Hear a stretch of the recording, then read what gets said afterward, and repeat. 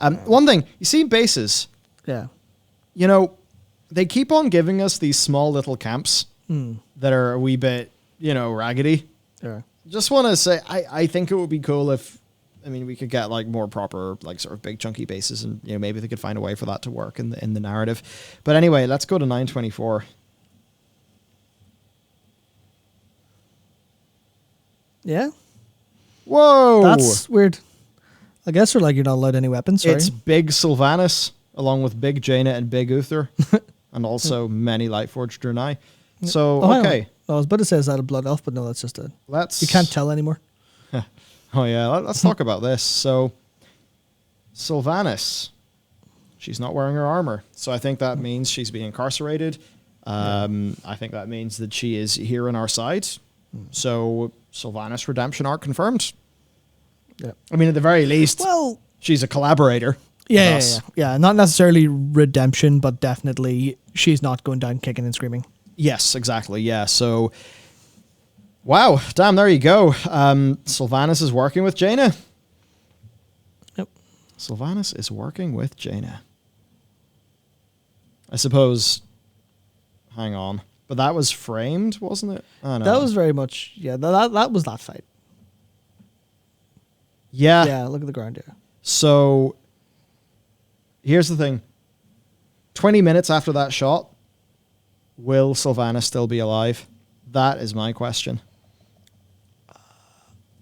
Will it be the sort of thing where, she, somehow she dies, but Anduin gets to live? I couldn't tell you, obviously, but I just have to wonder how they're going to deal with that. Yeah, there you go. Let's have a look at these tier sets. Like, silhouette-wise, I'm loving them. I will say, color-wise, I would like to see them being a little bit less samey in the colors. Yeah, it's a weird thing where they're very much, they've went so hard with the progenitor set. They're a bit different there. Yeah, I guess that must be different variations. But a lot of what they've done is kind of go, here's the progenitor set, but it looks very progenitor in 4, and it looks really cool. But it's a little bit more cool for Diablo vibes versus what I'm kind of used to. Yeah, well, here's that thing. My whole vibe from this is it reminds me, what was the place in Destiny 2 Forsaken that you went to at the end? It was awesome. It wasn't the Dreaming City, no. It was the Dreaming City, yeah. This almost, to me, this feels closer to Destiny than what I really associate with Warcraft, to be honest. Yeah, like, I actually, more than seeing Warcraft in this, I see the Dreaming City in Destiny. Yeah, see, I see a huge amount of Destiny in this in terms of how everything is. Like, that is extremely Destiny. I do like the sandy areas, and actually the sandy areas. Okay.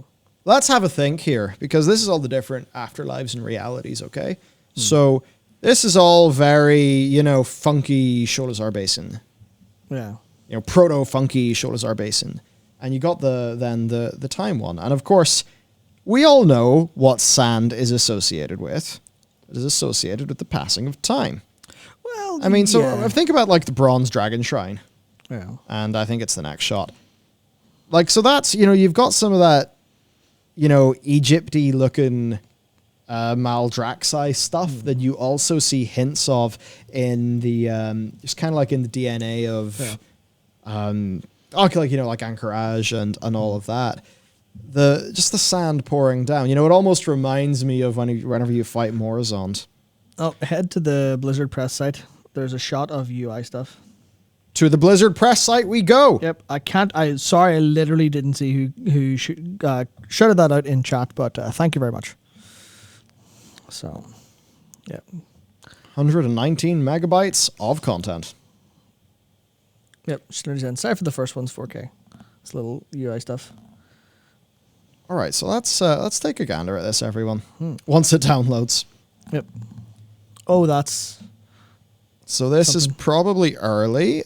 Yeah. Can I get you in it? That is, you know what? Let's grab the actual source file. Yep. Because I feel like that was not the 4K I thought I'd get. Okay, so we'll get to see some of the UI for one of our new game systems soon. Turning in concept art, mobile wallpapers, PC wallpapers. We have a fact sheet. for the always announcement worth. as well. We have concept art. I'll click the more info button. All right. Cool. So we do have a little trove of things to go through here, everyone. In fact, I'm going to add all of these. You know what? Maybe that's not a good idea. Also, this press site will fall over. Yeah. All right. So here we go.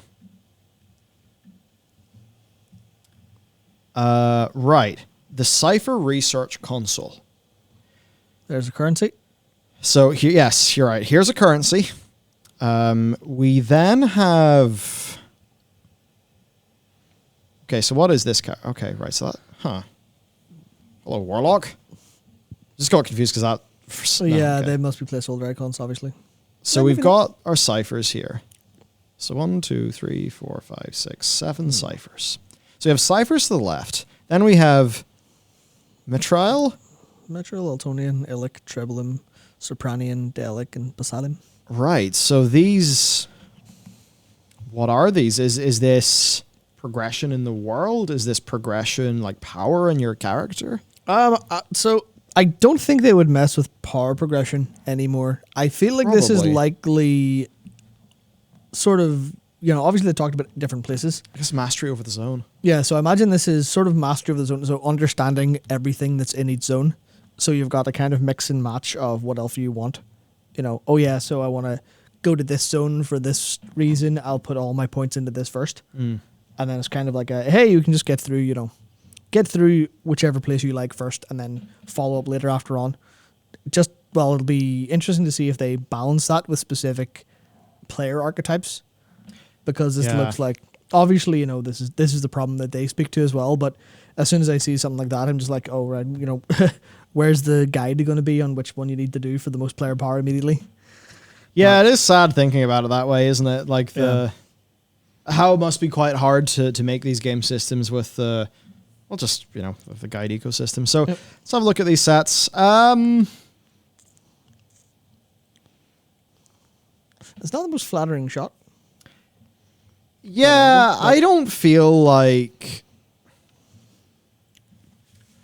feel like these are class sets. See, that's the thing. Do you know what they are? What? It's like stylistically they look like the armor type.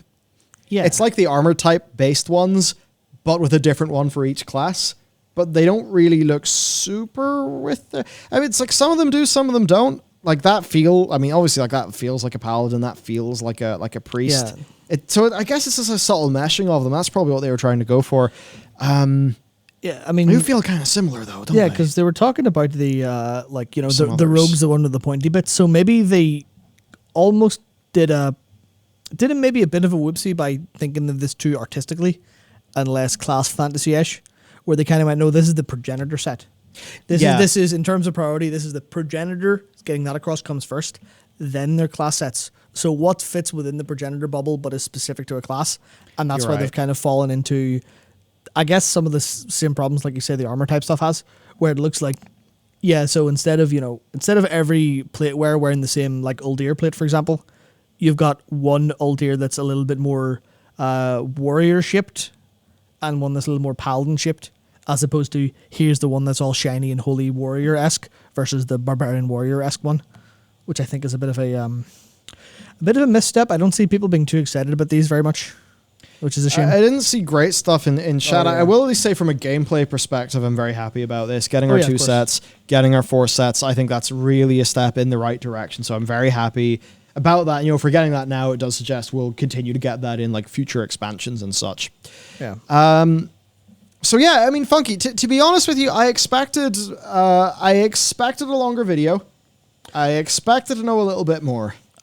What I expected more than anything else was them to actually sort of talk about the meta of what they're doing for the patch, as opposed to just here's the developer preview.